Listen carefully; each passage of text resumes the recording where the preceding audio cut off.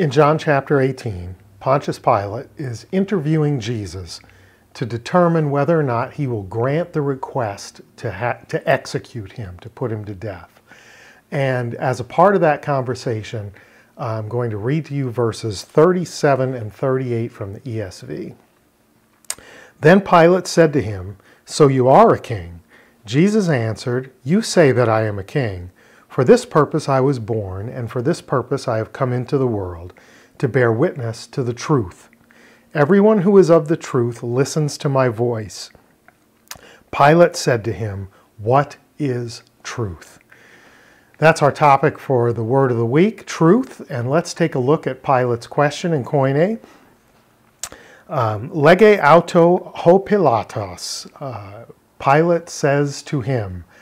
Then we get the big question, T estin aletheia. What is truth?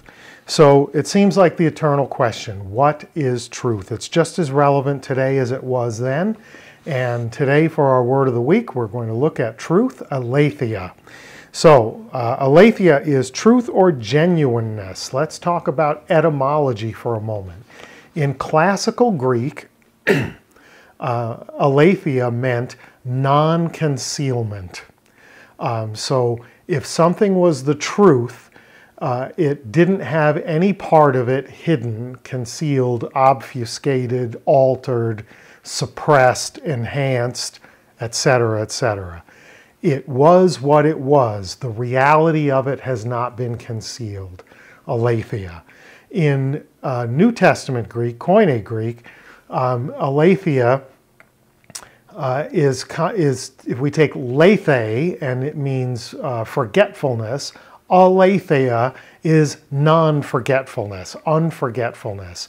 In other words, kind of like non-concealment, we're getting the whole thing, not with no parts of it lost. So I didn't forget anything. I told you the whole story.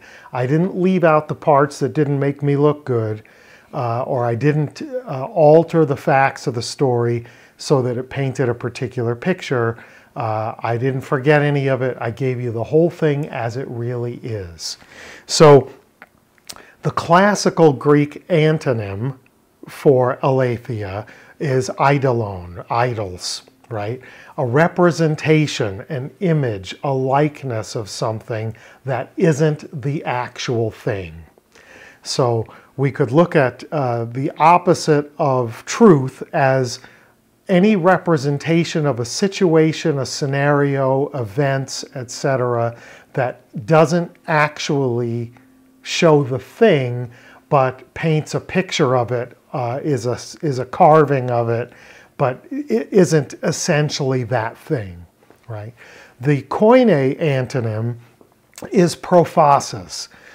So by the time we get to the Koine period, out of the classical period, the common antonym is prophasis, the ulterior motive, the thing that is for the sake of appearance, similar to the idol, right? So it's not the thing, it's a representation of the thing with an agenda.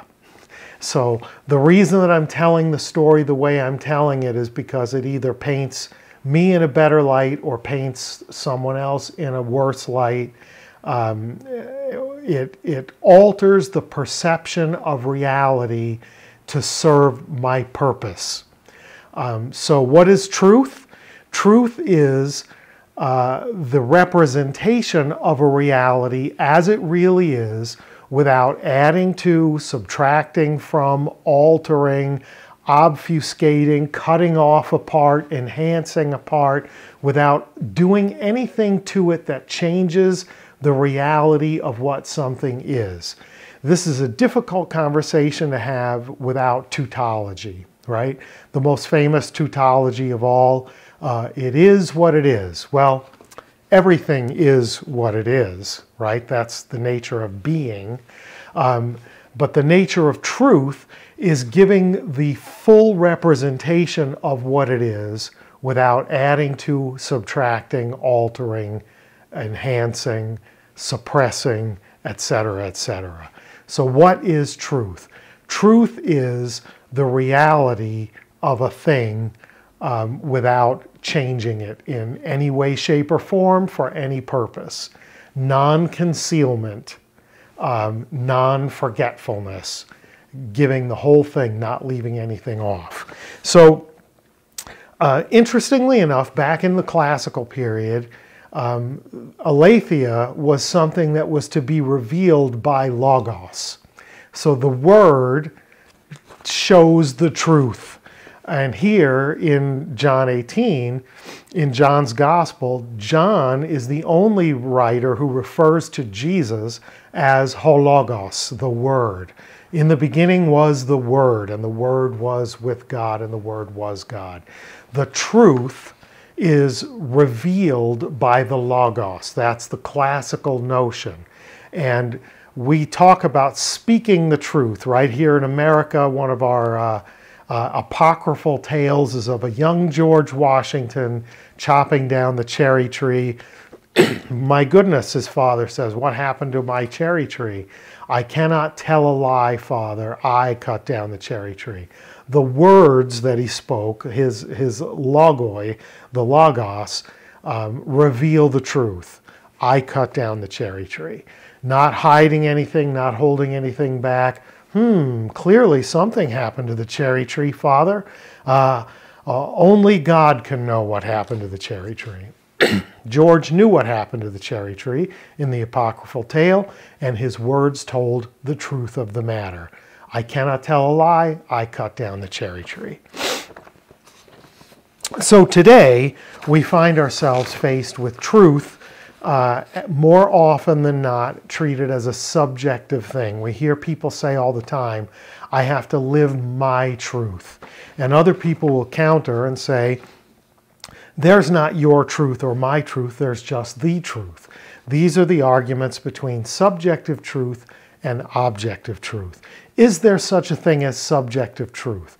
Of course there is. Things that are true for the person who's the subject of the conversation. If I say to you, I don't like celery, that is true. I don't like celery. Is celery poisonous? No, that's not true. Is celery disgusting? If I say to you, celery is disgusting, that's not true. That's an opinion. I may think celery is disgusting, but that doesn't make it universally true. If I say to you, celery is bad, that's an opinion. But it's not bad for everyone. It's not universally bad. If I say I don't like celery, that is true. It's true. I'm not lying. I'm not adding to it. I'm not subtracting from it. To give you the whole truth, if there was celery in my soup, I would go ahead and eat it. Would I make soup with celery in it? Probably not. Why? I don't like celery. Let's talk about objective truth.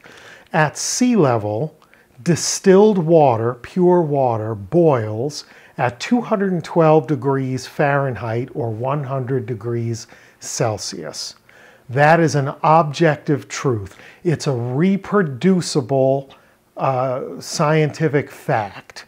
If someone comes along and says, well, I boil water at 190 degrees.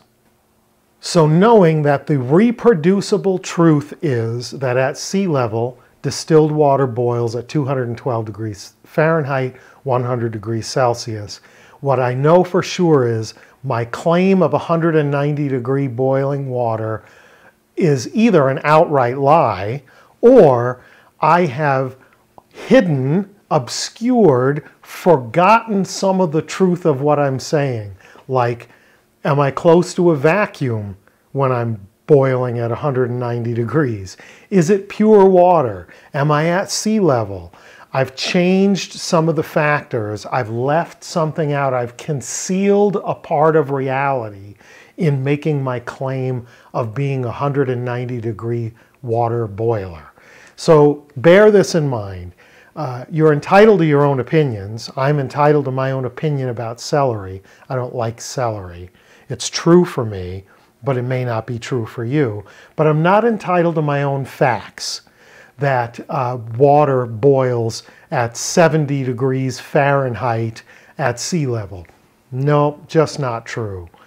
Can't reproduce it, can't demonstrate it objectively. So I'm entitled to my own opinions. I'm not entitled to my own facts. Pilate would fit in beautifully in today's society. When confronted with challenging information, rather than looking at himself and the information, he wants to bring subjectivity into the realm of truth. What is truth? Who gets to determine what truth is? How do I know what truth is? If you can't know what truth is, how can you make any decisions? A famous writer once said, a person who says, "Who am I to judge?" regarding what is and isn't true, is saying, "Who am I to live?" Because if I can't determine what the truth is, how can I make choices that affect my living? Right? Pretty significant stuff. If I change something, if I add to it, subtract from it, truncate part of it, inflate a number, deflate a number, obfuscate a contributing factor, I'm not giving you reality as it is. And therefore, I'm not giving you aletheia. Truth is reality as it really is, in its fullness, with nothing left out, added, hidden, set to the side, colored, spun, turned into something that it isn't. The fullness of what something really is aletheia. Pilate says, what is truth? Truth is reality as it is, uncolored, unchanged, uninflated, unsuppressed. Great stuff. Aletheia, the truth. If that was good for you, please do all the YouTube-y kind of stuff. Like, share, subscribe, comment, and until next time, Charis Kai Irene Humin, grace and peace to you.